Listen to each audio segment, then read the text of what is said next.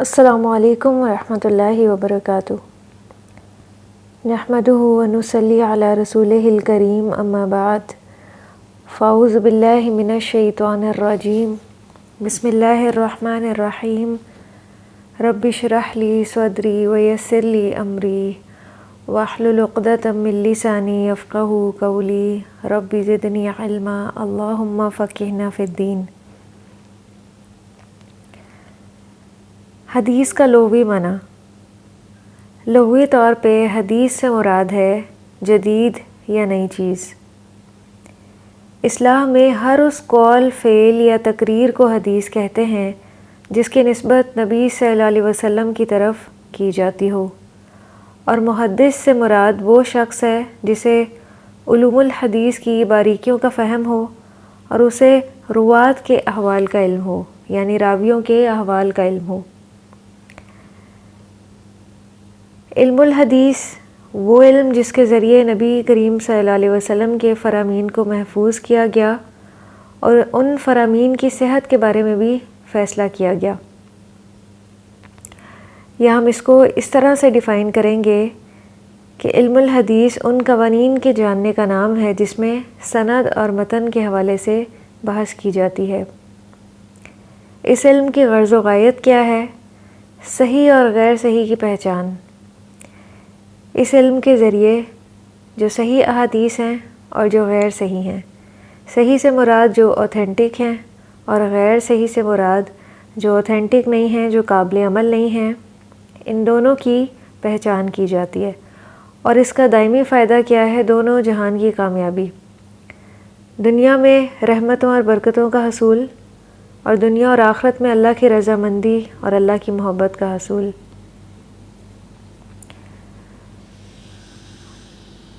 لقد كان لكم في رسول الله أسوة حسنة لمن كان يرجو الله واليوم الآخر وذكر الله كثيرا۔ بے شک رسول اللہ صلی اللہ علیہ وسلم کی ذات میں تمہارے لیے عمدہ نمونہ ہے، ہر اس شخص کے لیے جو اللہ اور قیامت کے دن کی امید رکھتا ہو اور اللہ کو بہت یاد کرتا ہو۔ اسوہ کا معنی ہے عمل کے لیے نمونہ۔ انسان کسی دوسرے شخص کی اتباع اور پیروی میں جس طریقے پر بھی ہوتا ہے اس کو اسوہ اور نمونہ کہتے ہیں، خواہ وہ طریقہ اچھا ہو یا برا۔ اس لیے اس آیت میں اسوہ کو حسنہ کے ساتھ مقید کیا گیا۔ آپ صلی اللہ علیہ وسلم کا اخلاق، آپ کا کردار، آپ کی عادات، آپ کا طرز زندگی، آپ کا لائف سٹائل، آپ کے طور طریقے، اطوار، آپ کا رہن سہن، اس سب میں ہمارے لیے بہترین نمونہ ہے۔ آپ صلی اللہ علیہ وسلم ہمارے لیے رول ماڈل ہیں کہ ہم آپ کی اتباع کریں، زندگی کے ہر قدم پر آپ کو فالو کریں۔ پھر آپ کی عملی زندگی، آپ کا عزم، ارادہ، صبر، استقامت، تحمل، بردباری، شکر، بھروسہ، توکل، یہ سب بھی ہمارے لیے ایک نمونہ ہے۔ تو اس آیت کا معنی یہ ہے کہ ہم سب کے لیے محمد صلی اللہ علیہ وسلم کی ذات میں عمدہ نمونہ ہے، اور نیک اور اچھی خصلتیں ہیں اور ایسی سنن صالحہ ہیں جو واجب الاتباع ہیں۔ قل ان کنتم تحبون اللہ فاتبعونی یحببکم اللہ ویغفر لکم ذنوبکم واللہ غفور الرحیم۔ کہہ دیجئے کہ اگر تم اللہ سے محبت کرتے ہو تو میری پیروی کرو، اللہ بھی تم سے محبت کرے گا اور تمہیں تمہارے گناہ بخش دے گا، اور اللہ بے حد بخشنے والا اور نہایت مہربان ہے۔ اس آیت نے فیصلہ کر دیا کہ جو شخص اللہ کی محبت کا دعویٰ کرے اور اس کے اعمال، افعال، عقائد نبی صلی اللہ علیہ وسلم کے فرمان کے مطابق نہ ہوں تو وہ اپنے دعوے میں سچا نہیں ہے، اس کا یہ دعویٰ جھوٹا ہے۔ حدیث میں ہے کہ رسول اللہ صلی اللہ علیہ وسلم فرماتے ہیں، جو شخص کوئی ایسا عمل کرے جس پر ہمارا حکم نہ ہو تو وہ مردود ہے۔ اسی لیے یہاں بھی ارشاد ہوتا ہے کہ اگر تم اللہ سے محبت رکھنے کے دعوے میں سچے ہو تو میری سنتوں پر عمل کرو، اس وقت پھر تمہاری چاہت سے زیادہ اللہ تم سے محبت کرے گا۔ کرائیٹیریا کیا ہے کہ نبی صلی اللہ علیہ وسلم کی سنتوں پہ عمل کرنا ہے، عملی زندگی میں آپ کو فالو کرنا ہے، اور بہترین رول ماڈل کے طور پہ آپ کی اتباع کرنی ہے، آپ کے پیچھے چلنا ہے، تو اس کا فائدہ کیا ہوگا؟ اللہ سبحانہ و تعالیٰ کی محبت حاصل ہوگی۔ غرض اللہ کی محبت کی نشانی یہی ہے کہ ہر کام میں اتباع سنت مد نظر ہو۔ پھر فرمایا کہ حدیث پر چلنے کی وجہ سے اللہ سبحانہ و تعالیٰ تمہارے تمام تر گناہوں کو بھی معاف فرما دے گا۔ پھر ہر عام اور خاص کو حکم ملتا ہے کہ سب اللہ اور اس کے رسول کے فرما بردار رہیں، تو جو نافرمان ہو جائیں یعنی رسول اللہ صلی اللہ علیہ وسلم کی اطاعت سے ہٹ جائیں تو اللہ ان سے محبت نہیں رکھتا، وہ اللہ کے دوست نہیں ہو سکتے۔ تو اللہ کے سچے دوست کون ہیں جن سے اللہ سبحانہ و تعالیٰ بھی محبت رکھتے ہیں؟ یہ وہ ہیں جو نبی صلی اللہ علیہ وسلم کی اتباع اور پیروی کریں، اور اس کا ریوارڈ کیا ہوگا کہ انہیں بھی اللہ کی محبت حاصل ہوگی اور اللہ سبحانہ و تعالیٰ ان کے گناہ معاف فرما دیں گے۔ علوم الحدیث میں محدثین کی جو محنت اور کوشش ہے، اس میں مندرجہ ذیل علوم کو ترتیب دیا گیا ہے۔ اس میں سب سے پہلے ہے علم الجرح والتعدیل۔ اس میں یہ بحث کی گئی ہے کہ راوی کے ثقہ ہونے کی شروط کیا ہیں۔ لغوی اعتبار سے ثقہ کا معنی ہے قابل اعتماد شخص، اور اصطلاحی مفہوم میں ثقہ وہ شخص ہے جو اچھے کردار کا مالک ہو اور احادیث کو محفوظ رکھنے کی صلاحیت رکھتا ہو، یعنی اس کا ضبط بھی اچھا ہو۔ اور ضعف کے اسباب کیا ہیں؟ اس علم پر ابو حاتم سے لے کر ابن حجر عسقلانی نے کتابیں لکھی ہیں۔ ایک طرف ثقہ راویوں کی فہرستیں مرتب کی گئی ہیں اور دوسری طرف ضعفاء کا ذکر کیا گیا ہے کہ کون سے راوی ثقہ ہیں، اوتھینٹک ہیں، جن کی بات کو لیا جائے گا، جن کی حدیث قبول کی جائے گی، اور اس کے مقابلے میں کون سے ہیں جو ضعیف راوی ہیں، ان اوتھینٹک ہیں، ان کی بات کو قبول نہیں کیا جائے گا اور ان کی حدیث جو ہے وہ مسترد ہے۔ پھر اس سلسلے میں جو دوسری کتابیں مرتب کی گئیں وہ ہیں معرفت الصحابہ۔ اس علم کی بدولت صحابہ رضی اللہ عنہم کے اصل ناموں اور ان کے القاب کی تحقیق کی گئی۔ حاکم کہتے ہیں جو معرفت صحابہ میں گہری بصیرت حاصل کر لے وہ حدیث کا حافظ کامل ہو جاتا ہے۔ اس موضوع پر بھی کتابیں لکھی گئیں۔ ابن حبان، ابو نعیم اصفہانی، ابن عبد البر اور ابن اسیر کی کتابوں نے اس علم کو بہت فروغ دیا ہے۔ علم تاریخ و روات، اس میں راویوں کی تاریخ پیدائش اور وفات، ان کے شہر، سفر، ان کے عام حالات بیان کیے گئے ہیں۔ مثلاً فلاں راوی کب پیدا ہوا، کتنی عمر میں اس نے حدیث کا سماع کیا، فلاں شہر یا بستی میں کب گیا، کس سے سنا، کس سے ملا اور کس سے نہ مل سکا۔ پھر اگلی کتب جو ہیں وہ معرفت الاسماء والالقاب، راویوں کے نام اور کنیت کی تحقیق کی گئی۔ کبھی راوی اپنے اصل نام سے معروف ہوتا ہے اور کبھی کنیت یا لقب سے مشہور ہوتا ہے۔ ایک ہی نام کے متعدد راوی ہو سکتے ہیں، ان میں امتیاز قائم کیا جاتا ہے۔ تو ان کتابوں میں جو ہے وہ راویوں کے بارے میں ذکر ہے، ان کے اصل نام اور کنیت۔ علم التأویل مشکل الحدیث، حدیث کے مشکل مقامات حل کرنا۔ سب سے پہلے امام شافعی رحمہ اللہ نے اس علم پر کلام کیا۔ پھر اس کے بعد معرفت الناسخ والمنسوخ، ان کتابوں میں یہ تحقیق کی گئی ہے کہ نبی صلی اللہ علیہ وسلم کی حدیث میں ناسخ کون سی ہیں اور منسوخ کون سی۔ اگر نبی کریم صلی اللہ علیہ وسلم نے ایک وقت میں ایک کام کیا اور دوسرے وقت میں اس کے برعکس کام کیا تو دوسرا کام ناسخ اور پہلا منسوخ سمجھا جائے گا، اور یہ تحقیق لازم ہے کہ آپ نے پہلے کون سا کام کیا اور بعد میں کون سا کیا۔ یہ نہایت ہی اہم اور نازک علم ہے اور ان کتابوں میں اسی کا ذکر ہے، ناسخ اور منسوخ کا۔ معرفت غریب الحدیث، احادیث کے غیر واضح الفاظ کی نبی کریم صلی اللہ علیہ وسلم کے عہد کو سامنے رکھتے ہوئے تشریح اور تعویل کرنا۔ پھر اس کے بعد ہے معرفت علل الحدیث، سند اور روایت کے لحاظ سے حدیث میں پائے جانے والی کمزوریوں اور نقص کو اجاگر کرنا۔ معرفت الموضوعات و کشف الحال،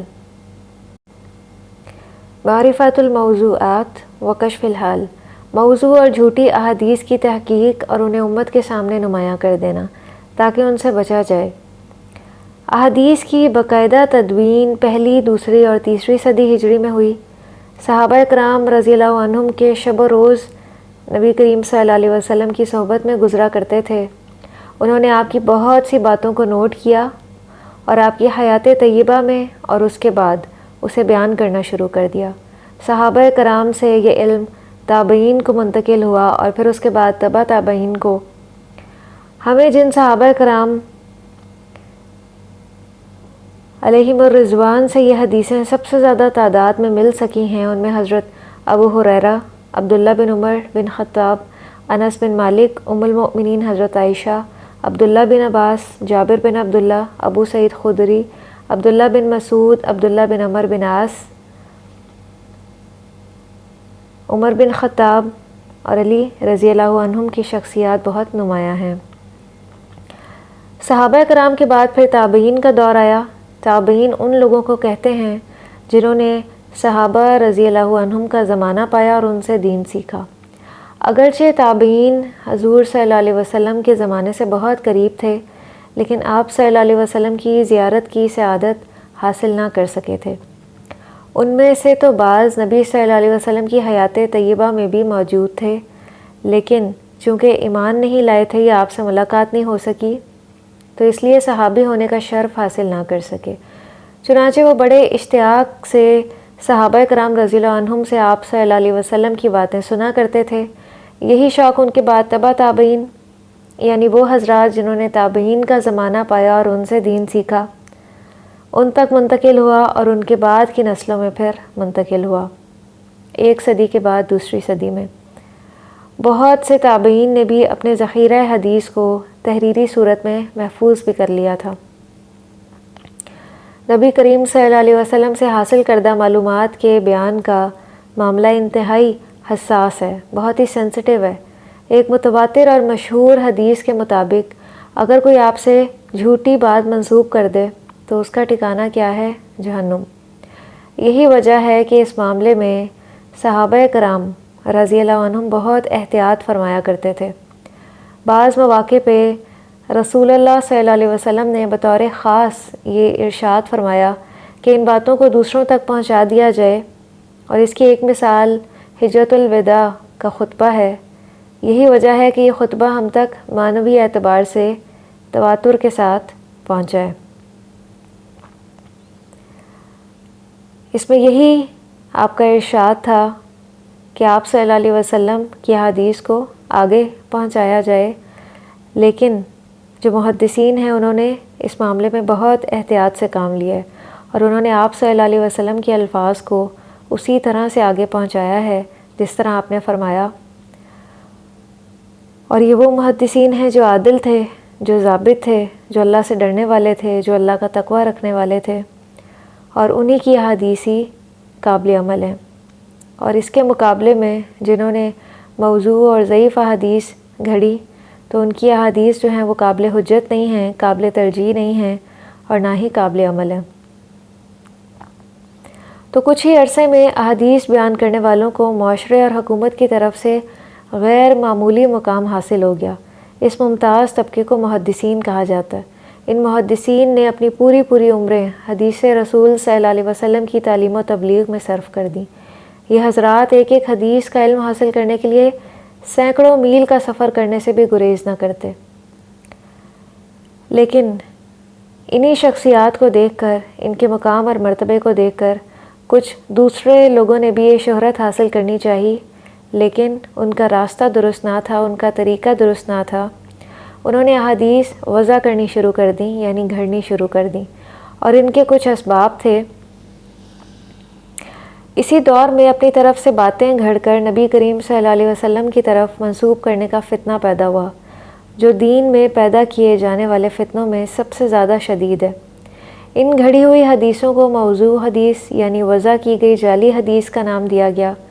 جعلی حدیثیں گھڑنے جیسا مذموم فعل کرنے کے پیچھے بہت سے عوامل تھے، بہت سی وجوہات تھیں، جن میں سے کچھ اہم یہ ہیں کہ پچھلی آسمانی مذاہب کی طرح اسلام کے دشمن بھی نبی کریم صلی اللہ علیہ وسلم کے زمانے سے ہی مسلمانوں میں کچھ گمراہ کن افکار داخل کرنے کی کوشش میں تھے۔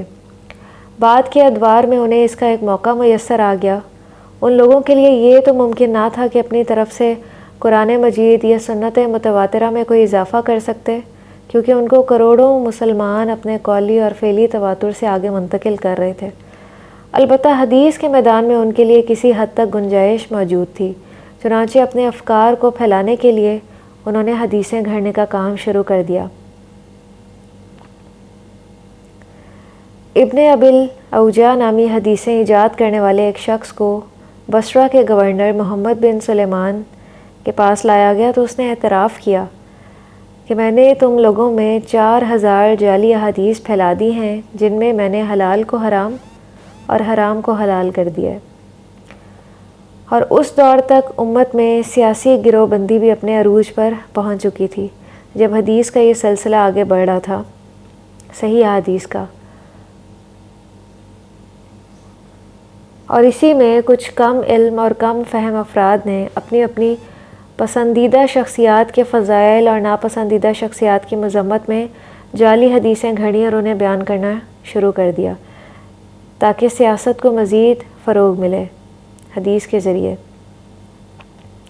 اور اگلی بات یہ کہ چونکہ محدثین کو معاشرے میں باعزت مقام حاصل تھا اور ان کے لیے دنیاوی جاہ اور مال و دولت کے دروازے کھلے تھے، اس لیے بعض مفاد پرستوں نے بھی یہ فوائد حاصل کرنے کے لیے اپنی طرف سے حدیثیں گھڑ کر پھیلانا شروع کر دیں۔ یہ مفاد پرست خود تو اس قابل تھے نہیں کہ محدثین جتنی محنت کر سکتے، انہوں نے سستی شہرت کے حصول کا یہ طریقہ اختیار کیا کہ اپنی طرف سے احادیث وضع کرنی شروع کر دیں اور اس کو آگے پھیلانی شروع کر دیں۔ اور یہ فتنہ آج بھی ہمارے معاشرے میں موجود ہے کہ لوگ سنی سنائی باتوں کو آگے پہنچا دیتے ہیں، فیبریکیٹڈ احادیث کو بغیر تحقیق کے آگے مشہور کر دیتے ہیں، نبی صلی اللہ علیہ وسلم کی طرف منسوب کر کے۔ تو ہمیں اس فعل سے بچنے کی ضرورت ہے۔ پھر اس معاشرے میں بعض ایسے افراد بھی تھے جو ذاتی طور پہ تو بہت نیک تھے، اور انہوں نے جب یہ دیکھا کہ مسلم معاشرے میں دنیا پرستی کی وبا پھیلتی جا رہی ہے، لوگ دنیا کی طرف مائل ہو رہے ہیں، ان کے دل میں دنیا کی محبت اجاگر ہو رہی ہے، تو انہوں نے اپنی نا سمجھی اور بے وقوفی میں دنیا پرستی کی مذمت قرآن مجید کی صورتوں اور نیک اعمال اور وظائف کے فضائل میں حدیثیں گھڑ کر بیان کرنا شروع کر دیں، جنہیں فضائل اعمال بھی کہا جاتا ہے، تاکہ لوگ نیکیوں کی طرف مائل ہوں۔ اور انہی جعلی احادیث کی بڑی تعداد آج بھی موجود ہے، آج بھی لوگ انہیں سنتے ہیں اور ان پر عمل کرتے ہیں، جبکہ حدیث چاہے بظاہر جتنی ہی خوشنما کیوں نہ ہو، اگر وہ نبی صلی اللہ علیہ وسلم کا قول اور فعل نہیں ہے تو وہ حدیث مردود ہے، مقبول نہیں ہے۔ تو ان تمام عوامل کے نتیجے میں حدیث کے پاکیزہ اور خالص ذخیرے میں بہت سی جعلی احادیث کی ملاوٹ ہو گئی۔ تو اس موقع پر ہمارے جو محدثین ہیں، اللہ ان پر اپنی خصوصی رحمت نازل فرمائے، انہوں نے اس معاملے میں ایک نہایت ہی اعلیٰ نوعیت کا اہتمام فرمایا۔ وہ یہ تھا کہ جو جعلی اور فیبریکیٹڈ احادیث تھیں، انہیں صحیح احادیث سے بالکل الگ کر دیا۔ انہوں نے اپنی رات دن کی محنت سے احادیث بیان کرنے والوں کی عمومی شہرت کا ریکارڈ مرتب کرنا شروع کر دیا۔ راویوں کے بارے میں کتابیں تحریر کرنی شروع کر دیں، جس میں راویوں کی ساری ڈیٹیل تھی کہ ان کے استادوں کے نام کون سے ہیں، شاگردوں کے نام کیا ہیں، انہوں نے کہاں سے علم حاصل کیا، اور وہ ثقہ راوی ہے یا نہیں، اس کا ضبط کیسا ہے، اس کا حافظہ کیسا ہے۔ یہ ساری چیزیں جو ہیں وہ محدثین نے ذخیرہ کرنی شروع کر دیں، تاکہ جو بھی حدیث بیان کرے اس کا سارا ریکارڈ سامنے ہو کہ آیا یہ صحیح راوی ہے یا ضعیف راوی ہے۔ تو ان کی ان تمام کاوشوں کا نتیجہ یہ نکلا کہ اسماء الرجال اور جرح و تعدیل کا وہ فن وجود میں آیا جس کی مثال تاریخ عالم میں نہیں ملتی، کہ اتنی باریکیوں کے ساتھ اس علم کو مرتب کیا گیا ہے، راویوں کے بارے میں چھوٹی سے چھوٹی بات بھی اس میں درج کی گئی ہے، تاکہ صحیح احادیث کا ذخیرہ جو ہے وہ محفوظ ہو سکے اور اسی طرح اس کو اگلی نسل تک پہنچایا جا سکے. جس طرح وہ امانت ہے، جس طرح وہ نبی صلی اللہ علیہ وسلم سے صحابہ کرام تک پہنچی، پھر تابعین تک، پھر اس کے بعد تبع تابعین تک، اسی طرح وہ بعد کے ادوار میں بھی اسی طرز پر آگے پہنچتی رہے. اسی لیے محدثین نے اپنے رات دن ایک کر کے ان علوم کو مرتب کیا اور ہمارے لیے اس میں آسانی پیدا کی، تاکہ ہم ان علوم سے مستفید ہو کر صحیح اور غلط یا صحیح اور غیر صحیح کا اندازہ لگا سکیں، اور ہمارے سامنے ایک کرائیٹیریا ہو. جب بھی ہمارے سامنے کوئی حدیث آئے تو ہم یہ جان سکیں کہ آیا یہ صحیح ہے، یہ قابل ترجیح ہے، یا یہ غیر صحیح ہے اور مردود ہے. وآخر دعوانا ان الحمد للہ رب العالمین. سبحانک اللہم و بحمدک نشہد ان لا الہ الا انت نستغفرک و نتوب الیک. والسلام علیکم ورحمۃ اللہ وبرکاتہ.